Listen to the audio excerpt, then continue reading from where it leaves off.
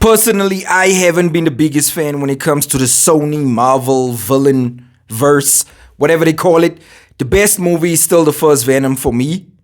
This is Kraven. Let's go.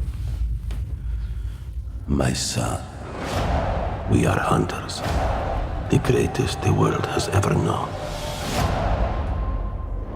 Aaron is a good actor.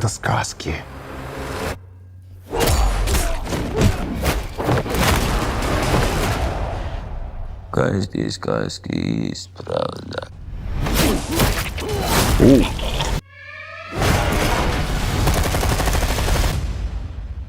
Who's next? I heard the noise of thunder. Are you like your father? A gangster? Where's Spider-Man, dude? And I heard a voice. And behold,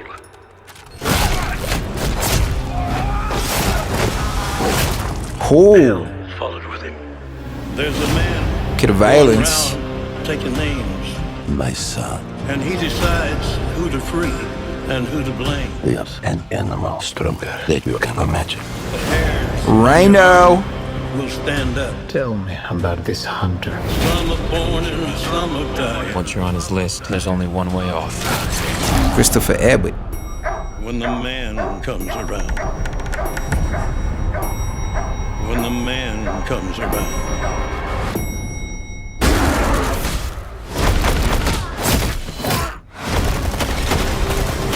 Whoever is unjust, You think you're The action looks good. some kind of code? they'll be unjust too. Ooh. You're just another man Whoever is righteous, hunting for a trophy. let him be righteous still. Just like our father. When the man comes around. When the man comes around. Embrace who you really are, son. Here we go.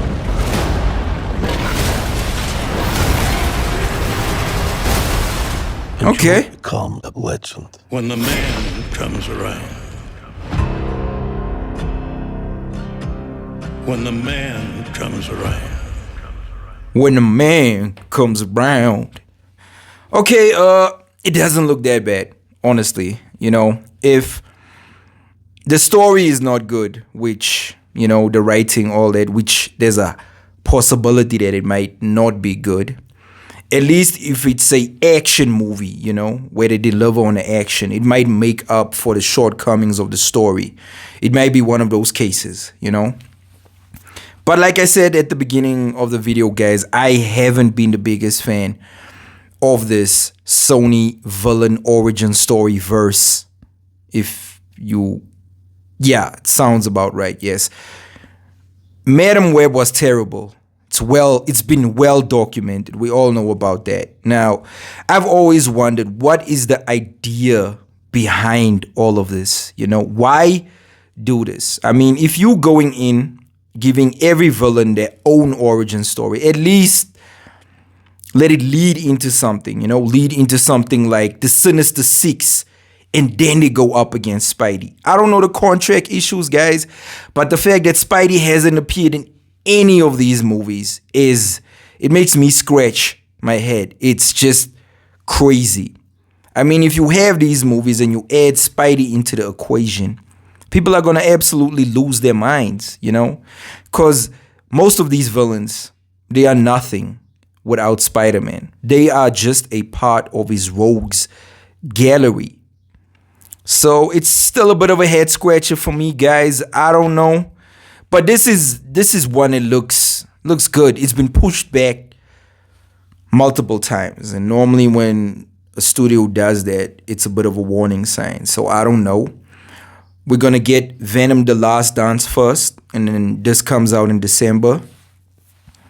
So who knows, guys, you know? Maybe it might be a new direction, which I highly doubt.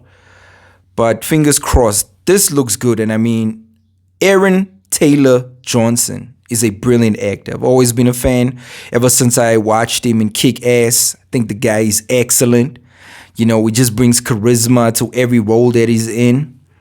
So that is a good casting. And then you have Russell Crowe as well.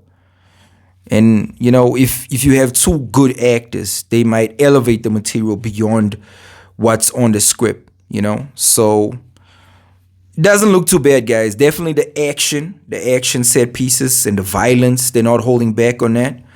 So it's definitely R-rated. You can see that it's going to be R-rated, you know. But not bad, guys. I can't hate on that. Honestly speaking, I can't hate on that. Please let me know what you guys think. Have you been a fan of what Sony's been doing with all these villains, or do you think it's time to call it a day? Please let me know down below in the comment section. That's it for me, guys. Catch you on the next video.